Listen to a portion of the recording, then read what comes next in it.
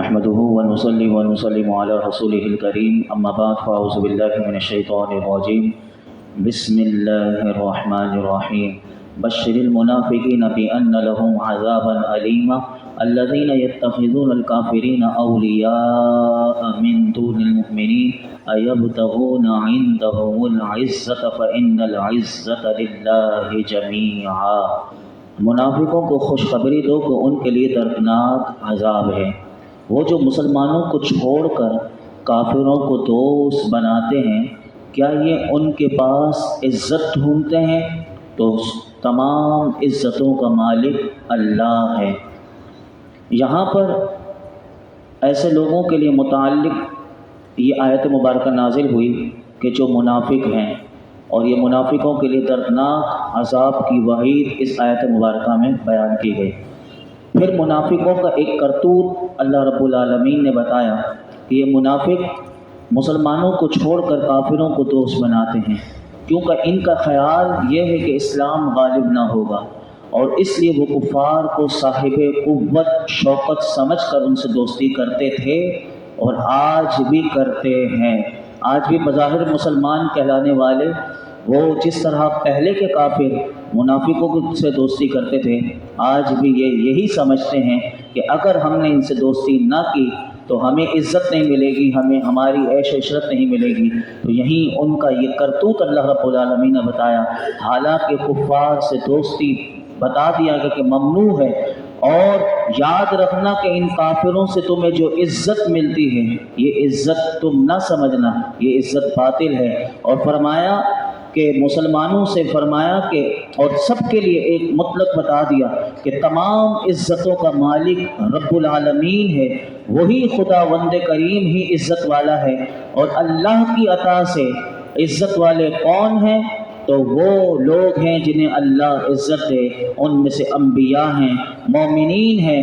اور منافقوں کا یہ طرز عمل آج بھی ہم دیکھ لیں تو آج بھی ہمیں ایسا نظر آتا ہے کہ ہمیں اپنوں کو لوگوں نے مسلمانوں کو چھوڑ کر بیگانوں سے دوستیاں شروع کر دی، اور انہی سے اتحاد، انہی سے پیار اور محبت کر کے بیٹھے ہیں۔ تو ایسے لوگوں کو قرآن سمجھاتا ہے کہ ان سے عزت نہ چاہو، عزت دینے والا تو اللہ ہے، اور جسے وہ عزت دیتا ہے وہی حقیقی عزت ہوتی ہے، اور جسے وہ ذلت دے دے تو پھر کوئی اسے عزت دے نہیں سکتا۔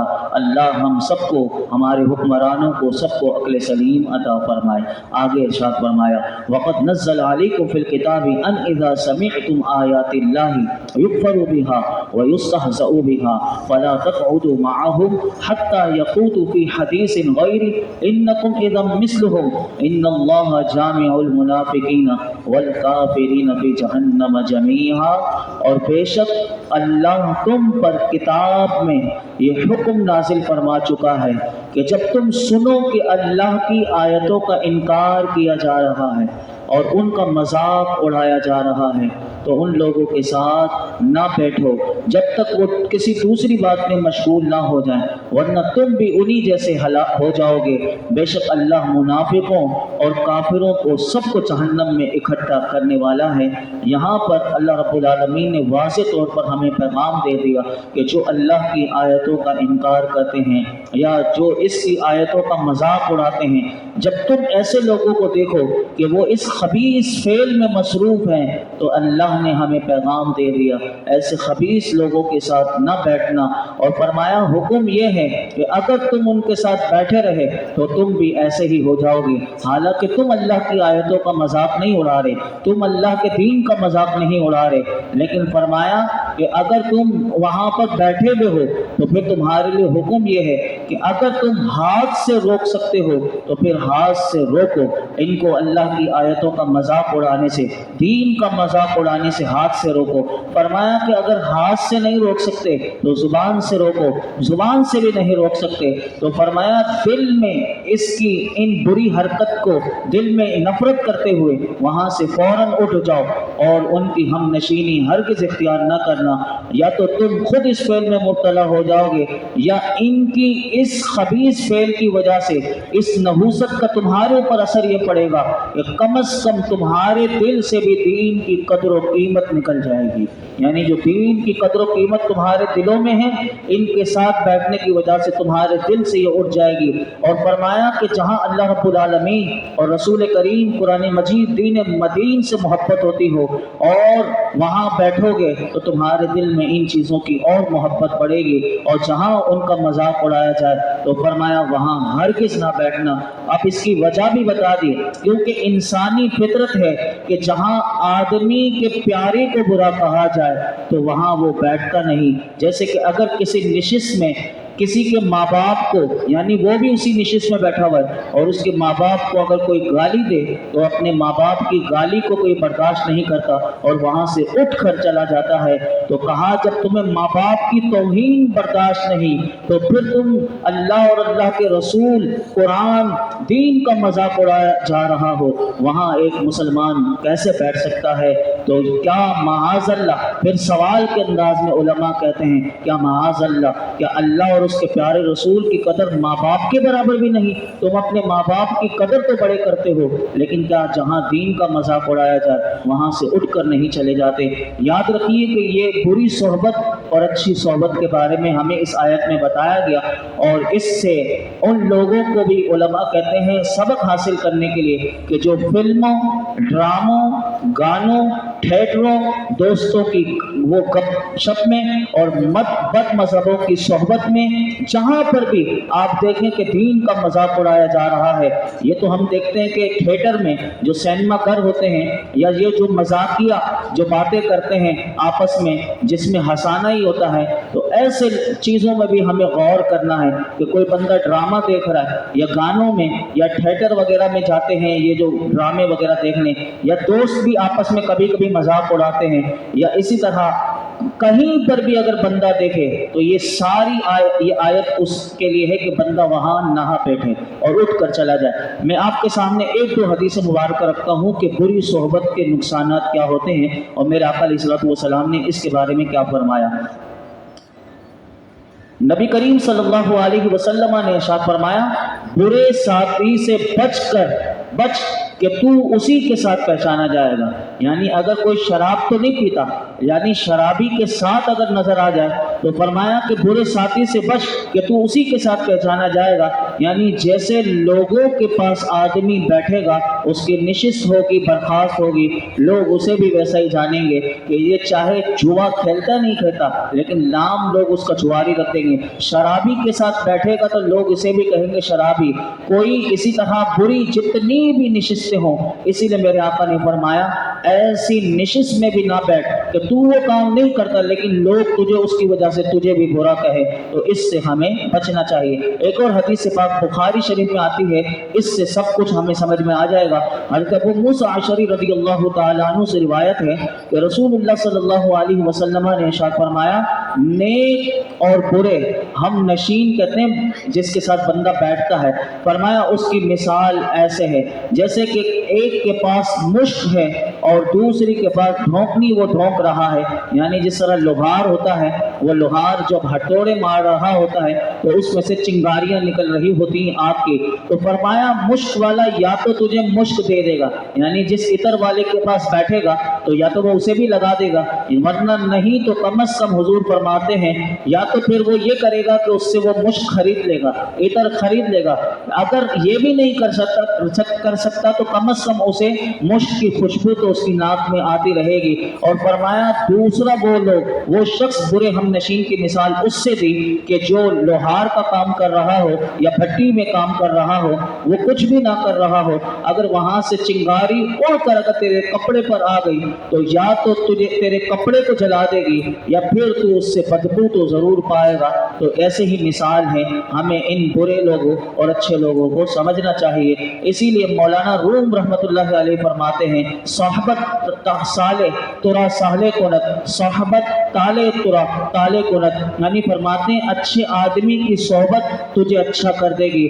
آپ دیکھیے کہ جہاں دین سکھایا جائے، جہاں علم ہو، جہاں کچھ نہ کچھ سکھایا جاتا ہو، یا کسی عالم دین سے بندے کی دوستی ہو، تو لوگ مسائل پوچھنے آتے ہیں تو کچھ نہ کچھ مسئلے اسے بھی یاد ہو جاتے ہیں۔ اسی طرح یہ جو درس قرآن میں کچھ نہ کچھ تو بندے کو یاد ہو ہی جاتا ہے۔ تو فرمایا اچھے آدمی کی صحبت تجھے اچھا کر دے گی اور برے آدمی کی صحبت تجھے برا بنا دے گی۔ تو یہی مثال ہمیں سمجھنی چاہیے۔ آگے اللہ رب العالمین نے کیا ارشاد فرمایا الذین یتربصون بکم فإن کان لکم فتح من اللہ قالوا الم نکن معکم وإن کان للکافرین نصیب قالوا الم نستحوذ علیکم ونمنعکم من المؤمنین فاللہ یحکم بینکم یوم القیامہ ولن یجعل اللہ للکافرین علی المؤمنین سبیلا۔ وہ جو تمہارے اوپر گردش زمانہ کا انتظار کرتے رہتے ہیں، پھر اگر اللہ کی طرف سے تمہیں فتح ملے تو کہتے ہیں کیا ہم تمہارے ساتھ نہ تھے، اور اگر کافروں کے لیے فتح کا حصہ ہو تو ان سے کہتے ہیں کیا ہم تم پر غالب نہ تھے، اور کیا ہم نے مسلمانوں کو تم سے روکے نہ رکھا۔ تو اللہ تمہارے درمیان قیامت کے دن فیصلہ کر دے گا اور اللہ کافروں کو مسلمانوں پر کوئی راہ نہ دے گا۔ یہاں منافقوں کی پھر ایک حالت کو اللہ رب العالمین نے بتایا۔ یہ منافق کرتے کیا ہیں؟ فرمایا یہ منافق مسلمانوں کے اوپر ہمیشہ یہ سوچتے رہتے ہیں، گردش زمانہ کا انتظار کرتے ہیں کہ اگر مسلمانوں کو فتح ملے تو فوراً مسلمانوں کے پاس آ کر کہتے ہیں کہ ہم تمہارے ساتھ نہ تھے۔ وجہ کیا ہے؟ کہا کہ تاکہ انہیں کچھ مال مل جائے، مسلمانوں کی طرفداری۔ اگر وہ دیکھتے ہیں کافر کو فتح نصیب ہو گئی، کافر جیت گئے، تو پھر کافروں کی گود میں جا کے بیٹھ جاتے ہیں اور ان سے کہتے ہیں ہم تم پر غالب نہ تھے کہ تمہیں پکڑ سکتے تھے، پھر بھی ہم نے تمہیں نہ پکڑا اور تمہاری مدد کی، اور ہم نے مسلمانوں کو تم سے روکے رکھا، اور اس لیے اب ہمیں ہمارا حصہ دو۔ الغرض اس آیت سے اللہ رب العالمین یہ سمجھانا چاہتا ہے کہ منافق کی زندگی جو ہے وہ ایسی ہے کہ وہ اپنے مفاد کو دیکھتا ہے، بس اس کا مفاد پورا ہو جائے، وہ کسی کے ساتھ کبھی مخلص نہیں ہوتا۔ منافق ایسا ہوتا ہے، یہ آیت میں اللہ رب العالمین نے بتا دیا۔ اب اس کی سزا کیا ہے؟ ان منافقوں کو سزا کیا ملے گی؟ اگلی آیت میں اللہ رب العالمین نے فرمایا ان المنافقین یخادعون اللہ وهو خادعهم واذا قاموا الى الصلاة قاموا كسالى يراؤون الناس ولا يذكرون اللہ الا قلیلا۔ سزا اس کے بعد ہے، لیکن ابھی اور ان کی حالت کو اللہ رب العالمین نے ڈیفائن کیا۔ یہ دیکھیے کتنا قرآن منافقوں کے بارے میں بتاتا ہے کہ منافق کیا کیا کرتے ہیں، منافق ہوتے کیسے ہیں۔ اس آیت میں فرمایا بے شک منافق لوگ اپنے گمان میں اللہ کو فریب دینا چاہتے ہیں، وہ اور وہی انہیں غافل کر کے مارے گا۔ اب فرمایا کہ جب نماز کے لیے کھڑے ہوتے ہیں تو بڑے سست ہو کر لوگوں کے سامنے ریاکاری کرتے ہوئے کھڑے ہوتے ہیں اور اللہ کو بہت تھوڑا یاد کرتے ہیں۔ تو منافق جب بن جائے تو فرمایا کہ اللہ کو بڑا کم یاد کرتے ہیں۔ یہاں اللہ رب العالمین نے ان کی خصلت کا بتا دیا کہ یہ نماز پڑھتے ہیں تو نماز ایسے پڑھتے ہیں کہ جیسے مرے ہوئے دل کے ساتھ آ کر سستی کے ساتھ نماز پڑھتے ہیں، کیونکہ ان کے دلوں میں ایمان تو ہے نہیں کہ جس سے عبادت کا ذوق اور بندگی کا لطف انہیں مل سکے۔ تو پتہ چلا ایمان اگر کامل ہو تو پھر عبادت کا ذوق بھی ملتا ہے اور بندگی کا لطف بھی ملتا ہے، بندگی کا مزہ بھی ملتا ہے کہ بندے کو مزہ آتا ہے کہ میں اللہ کا بندہ ہوں، میں اس کی بندگی کے لیے اس نے مجھے چن لیا، اپنی بارگاہ میں پیشانی جھکانے کے لیے مجھے اس نے بلا لیا، یہ میرے رب کی کرم نوازی ہے۔ بندہ جب مومن نماز پڑھتا ہے تو اسے اتنی خوشی ملتی ہے، لیکن کوئی بوجھ سمجھ کے نماز پڑھتا ہے تو اسے کبھی بھی بندگی کا لطف نہیں مل سکتا۔ تو یاد رکھیے کہ سستی کرنا یہ منافقوں کی علامت اللہ رب العالمین نے بتا دی۔ ہمیں چاہیے کہ ہم نمازوں میں خشوع خضوع پیدا کرنے کی کوشش کریں۔ کسی نے حضرت حاتم اصم رحمۃ اللہ علیہ، یہ اللہ والے ہیں، یہ بتاتے ہیں نماز کیسی پڑھنی چاہیے۔ کسی نے ان سے پوچھا کہ حضرت یہ بتائیے آپ نماز کیسے پڑھتے ہیں؟ یہ حاتم اصم انہیں کیوں کہتے ہیں پتہ ہے؟ اصم انہوں نے اپنا خود نام رکھ لیا۔ تو ایک مجلس میں ایک عورت کی ہوا خارج ہو گئی تو اب اس عورت کو شرمندگی سے بچانے کے لیے کہ اب وہ بڑی شرمندہ ہو رہی تھی، تو آپ دیکھیے اللہ والے کسی کو شرمندہ نہیں ہونے دیتے، تو انہوں نے اپنے آپ کو بہرا بنا دیا اور اس وقت اس عورت کو محسوس نہیں ہونے دیا کہ اس کی ہوا خارج ہوئی تو میں نے سن لی، یعنی اس طرح آپ نے زور سے کہا کیا کہتی ہو جانی، وہ کچھ پوچھنے آئی تھی، اسی لیے آپ کو حاتم اسم کہا جاتا ہے، یعنی آپ کسی کو شرمندہ نہیں ہونے دیتے تھے۔ یہ اللہ والے ہیں۔ جب ان سے پوچھا گیا کہ حضور یہ بتائیے آپ نماز کیسے پڑھتے ہیں، تو فرمایا جب نماز کا وقت قریب آتا ہے تو میں سب سے پہلے کامل وضو کرتا ہوں۔ کامل وضو میں وہ ساری باتیں آتی ہیں، سنتوں کا لحاظ رکھنا، مستحبات کا لحاظ رکھنا، مکروہات کا لحاظ رکھنا، ساری باتوں کا لحاظ کر کے جس طرح وضو کرنا چاہیے، دعائیں پڑھتے ہوئے اور دل کو حاضر کرتے ہوئے کہ میں اپنے پورے اعضاء کو بھی دھو رہا ہوں تو میرے اعضاء کے ساتھ میرے اندر سے بھی گناہ جر رہے ہیں، اسے کہتے ہیں کامل وضو۔ کہتے ہیں میں پہلے کامل وضو کرتا ہوں، پھر جس جگہ نماز ادا کرنے کا ارادہ ہوتا ہے وہاں آ کر میں بیٹھ جاتا ہوں تاکہ میرے اعضاء جو ہے ان کو سکون آ جائے، یعنی جلدی جلدی آئے تو اعضاء کو سکون نہیں ہوگا۔ کہتے ہیں پہلے میں اپنے اعضاء کو سکون میں لاتا ہوں، پھر اس کے بعد میں یہ تصور کر کے اب نماز کے لیے جب کھڑا ہوتا ہوں تو سب سے پہلے میں یہ سوچتا ہوں کہ کعبہ معظمہ میری آنکھوں کے سامنے ہے، پل صراط میرے قدموں کے نیچے ہے۔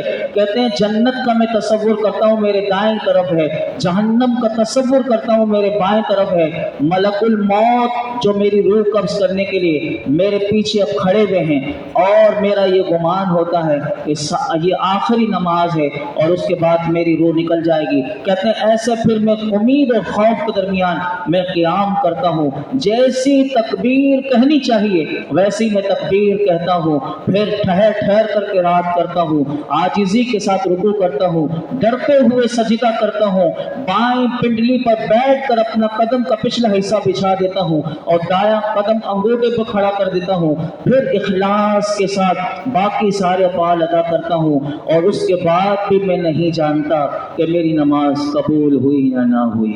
یعنی اس تصور کے ساتھ نماز پڑھتے ہیں۔ اللہ حضرت حاتم اسم رحمۃ اللہ علیہ کے صدقے میں ہمیں بھی ایسی کامل نماز پڑھنے کی توفیق عطا فرمائے۔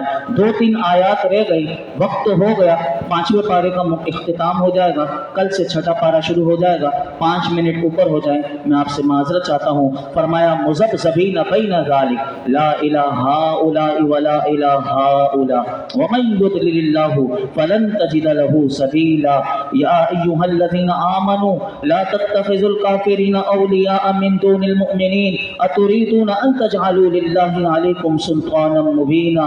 درمیان میں ڈگمگا رہے ہیں، نہ ان کی طرف ہیں نہ ان کی طرف، جسے اللہ گمراہ کرے تو اس کے لیے کوئی راستہ نہ پاؤ گے۔ اے ایمان والو، مسلمانوں کو چھوڑ کر کافروں کو دوست نہ بناؤ۔ کیا تم یہ چاہتے ہو کہ اپنے اوپر اللہ کے لیے صریح حجت قائم کر لو؟ یہاں منافقین کا بتا دیا، یہ کفر اور ایمان کے درمیان ڈگمگا رہے ہیں، نہ تو یہ حقیقی طور پر مومن اور مخلص ایمان والوں کے ساتھ ہیں، نہ تو یہ واضح طور پر کافروں کے ساتھ ہیں، صریح شرک کرنے والوں کے ساتھ ہیں۔ اے حبیب، آپ ان منافقین کی راہ راست پر آنے کی امید نہ رکھیں، کیونکہ جسے ہدایت اور توفیق کی لیاقت نہ ہونے کی وجہ سے اللہ گمراہ کر دے تو آپ اس کے لیے ایسا کوئی راستہ نہ پائیں گے کہ جس پر چل کر وہ حق کے راستے پر پہنچ چکے۔ اور دوسری آیت میں بتایا کہ منافقین کی خصلت یہ ہے کہ یہ مومنوں کو چھوڑ کر کافروں کو دوست بناتے ہیں، اور یہ عمل کر کے یہ اپنے اوپر اپنے خلاف اللہ کے لیے حجت کو اپنے لیے قائم کر لیتے ہیں۔ آگے اب ان کی سزا آئی کہ انہیں سزا کیا ملے گی۔ فرمایا ان المنافقین فی الدرک الاسفل من النار ولن تجد لهم نصیرا، بے شک منافق دوزخ کے سب سے نچلے طبقے میں ہیں اور تو ہرگز ان کا کوئی مددگار نہ پائے گا۔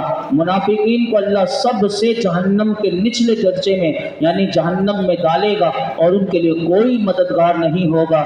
اس کی وجہ کیا ہے؟ اس کی وجہ یہ ہے کہ یہ دنیا میں لوگوں کو مسلمان کہہ کر اپنے آپ کو مجاہدین سے بچاتے تھے اور کافر ہونے کے باوجود مسلمانوں کو دھوکہ دیتے تھے اور اسلام کے ساتھ استہزاء کرتے تھے، مذاق اڑانا ان کا شیوا تھا۔ آخری آیات میں فرمایا الا الذين تابوا واصلحوا واعتصموا بالله واخلصوا دينهم لله فاولئك مع المؤمنين وسوف يؤتي الله المؤمنين اجرا عظيما ما يفعل الله بعذابكم ان شكرتم وآمنتم وكان الله شاكرا عليما۔ مگر وہ لوگ جنہوں نے توبہ کی اور اپنی اصلاح کر لی اور اللہ کی رسی کو مضبوطی سے تھام لیا اور اپنا دین خالص اللہ کے لیے کر لیا، تو یہ مسلمانوں کے ساتھ ہے اور عن قریب اللہ مسلمانوں کو بڑا ثواب دے گا۔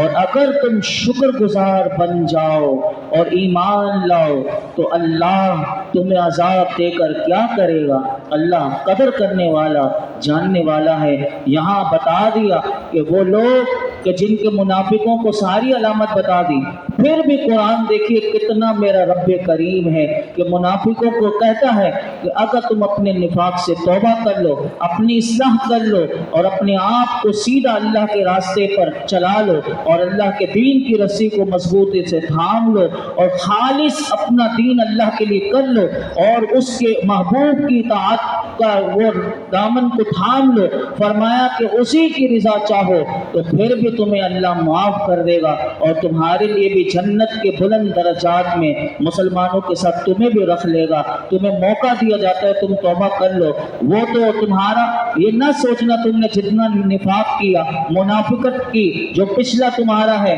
اس کا کوئی حساب یعنی وہ تم سے نہیں پوچھا جائے گا اگر تم نے سچی توبہ کر لی۔ ان قریب اللہ مسلمانوں کو بڑا ثواب دے گا اور جس میں یہ نفاق سے سچی توبہ کرنے والے بھی شامل ہوں گے۔ آخری آیت 5ویں پارے کی کتنی زبردست ہے کہ فرمایا کہ اگر تم اللہ کے شکر گزار بندے بن جاؤ، یعنی ہمارے لیے کتنا بڑا پیغام ہے۔ تو اللہ تمہیں عذاب دے کر کیا کرے گا؟ یعنی اللہ چاہتا ہی نہیں کہ میں اپنے کسی بندے کو عذاب دوں، اس کی شان تو یہ ہے، اس کی شان کتنی بڑی ہے۔ کہا کہ وہ تو شکر کرنے والوں کا قدردان ہے، وہ مسلمانوں کا قدردان ہے۔ ہم ایک دفعہ شکر کرتے ہیں وہ بھر بھر کے جھولیاں بھر دیتا ہے۔ میرا رب تو اس طرح قدردان ہے۔ اللہ رب العالمین ہم سب کو حقیقی قدردان بنا دے۔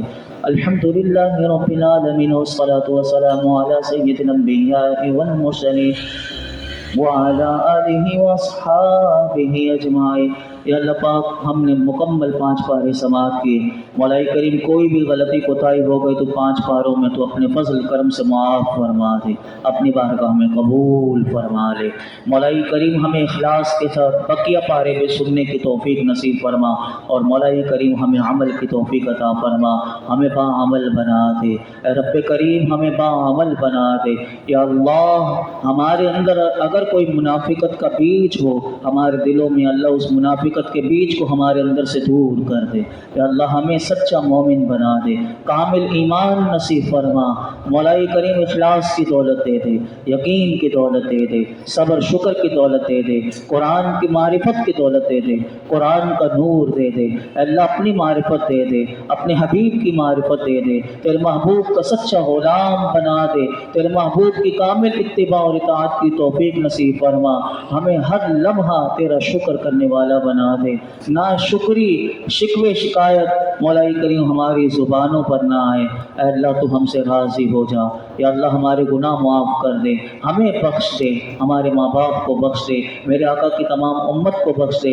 اس درس قرآن کی برکت سے مولا کریم ان نمازیوں میں، نمازیوں کے گھر والوں میں جتنے بیمار ہیں سب کو شفا دے دے۔ ہمارے رفیق بھائی کی اہلیہ کا آپریشن ہے، یا اللہ ان کی آنکھوں کے آپریشن میں عظیم و شان کامیابی عطا فرما، ان کی آنکھوں کے نور کو بحال کر دے۔ یا اللہ انہیں اور ہم سب کو کسی کا محتاج نہ کرنا۔ اس درس قرآن میں یہ جتنے حاضرین موجود ہیں ان سب کی خالی جھولیوں کو بھر دے۔ وصلی اللہ تعالی علی خیر خلق محمد وعلی آلہ